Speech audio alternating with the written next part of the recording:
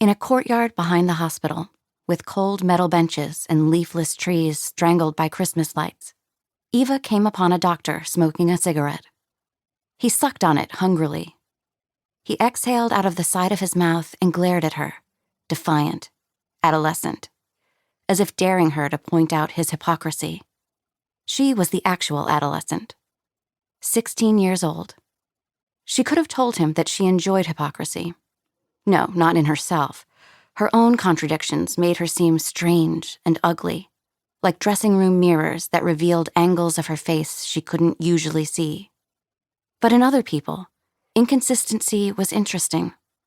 A mark of complexity, maybe maturity. She smiled at the doctor. He crushed the cigarette under his shoe, an elegant pivot with an inelegant sneaker, and went back inside. You weren't supposed to like hospitals, but secretly, Eva did. She liked being close to so many extremes. Birth, death. It was surely the cleanest place she had ever been.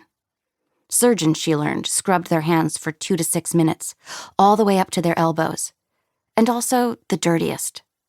Blood, shit, infectious disease. She timed 6 minutes. It was a long time. People yelled in hospitals, and people whispered. They limped or they hobbled or they sprinted from one emergency to the next. She had watched a man fall asleep standing up. There was good news and bad news. Miracles happened, but sometimes, a lot of the time, life simply dealt you a bad hand. Whenever she heard an ambulance approaching, Eva went toward it, not away from it. She stood right next to the automatic doors of the emergency room, longing to cover her ears and willing herself not to. It would have been easy to block the sirens out, but she had recently adopted a new ethic, too new to be violating already. Block nothing out.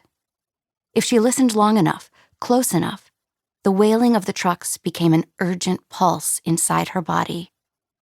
While her grandmother slept in a semi-private room, a pale green curtain separating her from a carpenter who'd fallen off a ladder and broken his back, Eva wandered the halls in search of characters. In the basement, radiology, she found a woman in a plastic chair clutching a jagged chunk of rose quartz in each hand. In her lap, a pile of other crystals. Amethyst, obsidian, tiger's eye. On a floor with a view all the way across Central Park, cardiology, she found a man singing union songs while wheeling an IV up and down the hall. "Which side are you on?" he belted, then hummed, then belted again.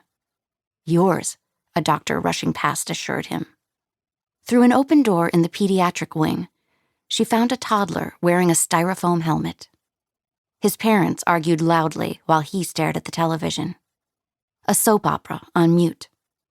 Abruptly, his mother changed the channel, and a dour newscaster appeared.